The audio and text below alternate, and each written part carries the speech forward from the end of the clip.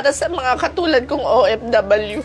Mag-ipon kayo para sa sarili nyo. Huwag nyong ibigay lahat sa pamilya. Kasi hindi kayo nakakasiguro na pag tumanda kayo at wala na kayong pera, aalagaan kayo ng mga yan. Katulad ng nangyari sa akin. Nung wala na akong pera, halos kaaway na ang turing sa akin. Parang ang sama-sama ko na.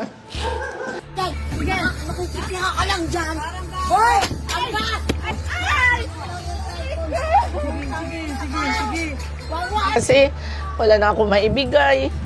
Kung ano-anong lahat ng pamangking ko, mga bastos, alam nyo ba? Lahat ng klase ng torture, naranasan ko dyan sa mga yan. Yung araw-araw, wala kang tsinelas dahil tinatago nila. Mga halaman ko, binubunot. Mga nilaban ko, binubuhusan ng sunrocks. Maliligo ka, papatayan ka ng tubig.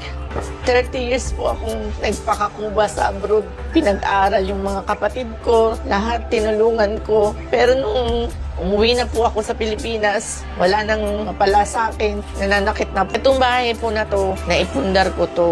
Akong nagbayad ng lupa, pati yung bahay. Itong akong nagpagawa. Ang hinihingi ko lang ho, itong second floor. Second floor lang para yung 2 kwarto, mapaupahan ko. Meron akong pera para pambili ng pagkain. Dahil hindi naman ho ako umasa sa kanila.